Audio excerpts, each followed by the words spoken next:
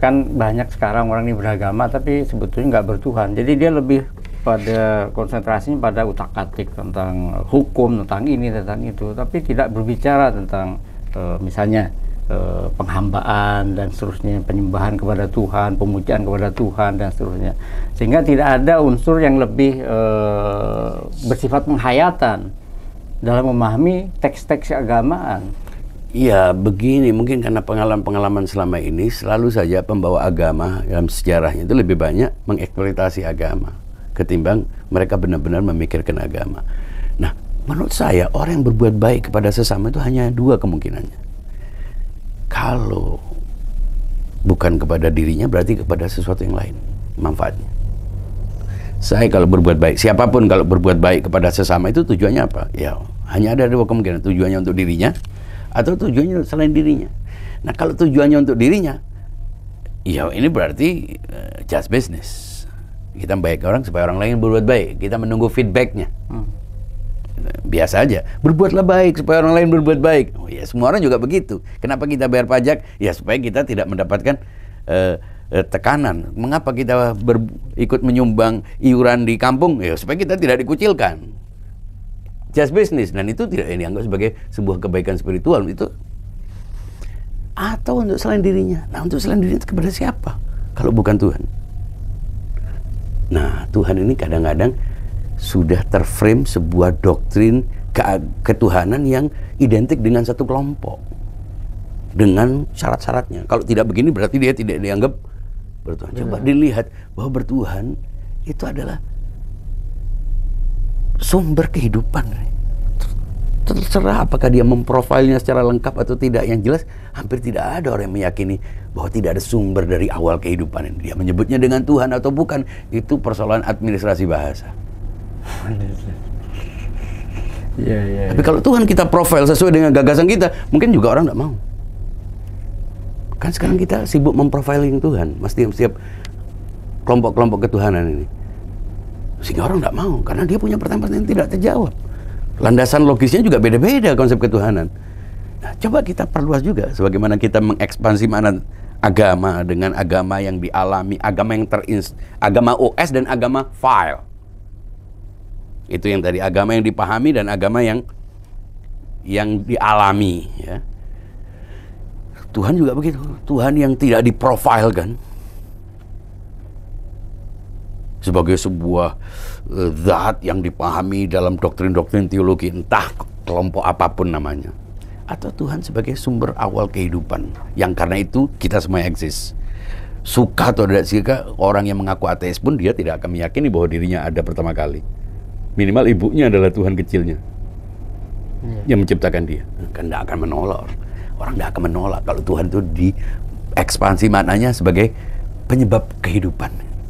Entah bentuknya apa, itu next discuss.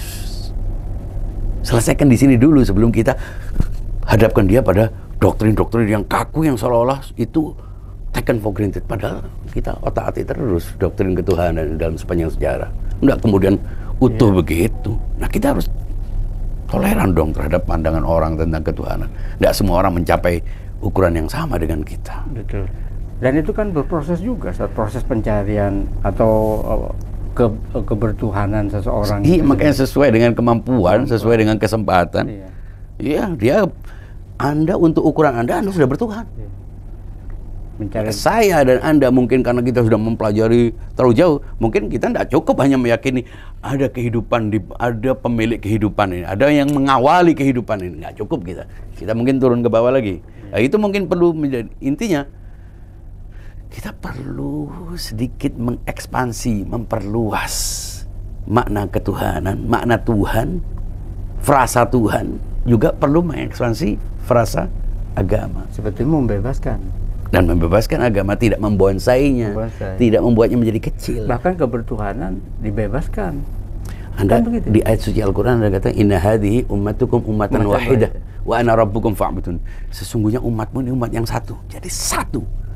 Dan aku adalah Tuhanmu. Artinya ketuhanan ini sendiri adalah yang menjadi pemersatu semua manusia, apapun agamanya, satu umat, karena bertuhan. Hanya saja konsep ketuhanan yang cenderung dikuasai, Seolah-olah dia hanya milik satu kelompok yang bertuhan, yang lain tidak bertuhan. Ini persoalan.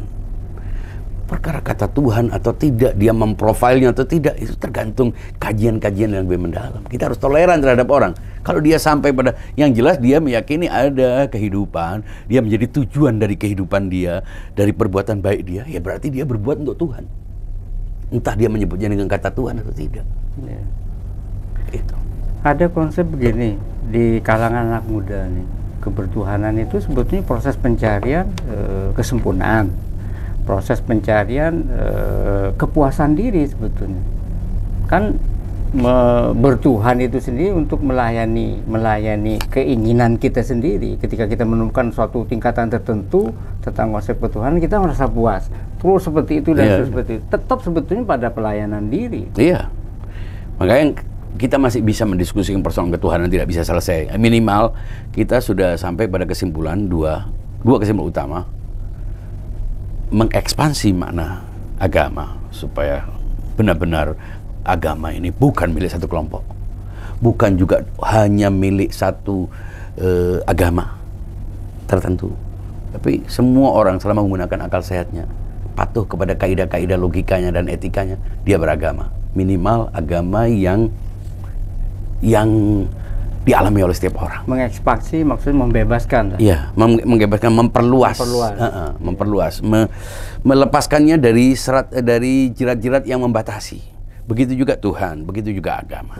Saya kira langkah awal kita untuk mengawali diskusi-diskusi ke depan itu diawali dengan memperluas makna, membebaskan makna Tuhan dan agama. Sehingga kita bisa membuka diskusi, menghimpun semua orang untuk join bersama kita, tidak hanya satu kelompok.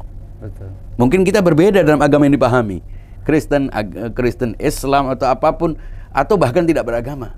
Nah, dalam isu-isu yang dibicarakan ini, orang yang mengaku ateis, agnostik, beragama, tidak beragama pun bisa join. Iya. Karena kita tidak membatasi dengan doktrin. Iya. Dan nggak perlu takut. Nggak perlu takut. Karena kita sudah bosan, capek, jenuh dengan pembatasan-pembatasan yang menakut-nakuti. Takut dosa, takut neraka, takut ini. Justru akhirnya kita tidak kreatif, dan akhirnya kita berusaha untuk merawat keyakinan yang sebetulnya rapuh.